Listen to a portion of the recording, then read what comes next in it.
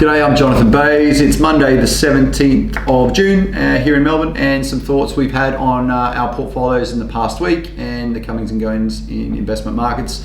In Australia, we had a great rebound in business confidence last week, which is terrific. No rebound in the consumer side of things. Again, we're still in an economy that's wallowing under likely job losses and the concerns around the federal election, etc. But it's good to see business conditions improve, and I do think 2020 looks a lot better. We also saw the first tangible signs of the trade war on corporate earnings, with Broadcom downgrading earnings expectations. A very large chip maker there with a very large business in China, taking their revenue forecast down by about 10%. But it's not just Huawei and the impact of Huawei. Many of the chip makers are seeing end customers choosing to withhold demand because they don't want to build inventory up if this trade war persists longer. We had a surprisingly good small business confidence number in the United States. And I say surprisingly good because we should have known the impact of the increased tariffs last month. But if anything at all, small businesses are really starting to come out of the pullback they saw early in 2019. And they specifically said in the survey that there's no need for interest rate cuts there. So I think it's worthwhile starting to play devil's advocate here and say, well, what if we get a positive agreement at the June 28th G20 between Xi and Trump, and that they agree to further talk, and that they progress these talks to ultimately perhaps getting a deal in the course of Q3, early Q4.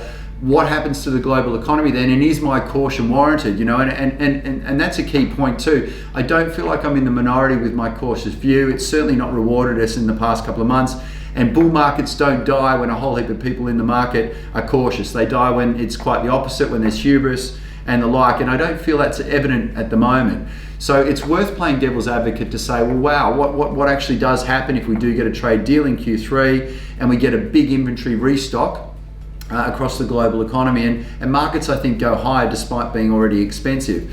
In Australia, it's slightly different. We've got a bifurcated market where all the favourite stocks that are hitting their numbers in the near term are trading on their highs, the healthcare stocks in particular, infrastructure really fully valued as well, bonds at 1.5%. But some stocks that are struggling in the near term now trading back at 9, 10, 11 times earnings with net cash on the balance sheet. And they might be a bit out of favour, but really I think in Australia, as the economy improves in 2020 and rates are as low as they are, I think there's huge opportunity to be adding to positions there. So last week we took half our position in Telstra off the table. It's bounced really well, but now looking a lot more fully valued than before. But we've been adding to Downer Group, we've been adding to BWX, we've been adding to Pendal, which looks a lot like Magellan did a year or so ago when people were concerned about performance within their core Hambro franchise. In the case of Magellan, the same was being done 12 months ago, and now look at them now. But Pendal looks fantastic. Challenger, I think, is a steal. Short-term concerns on profitability in 2020.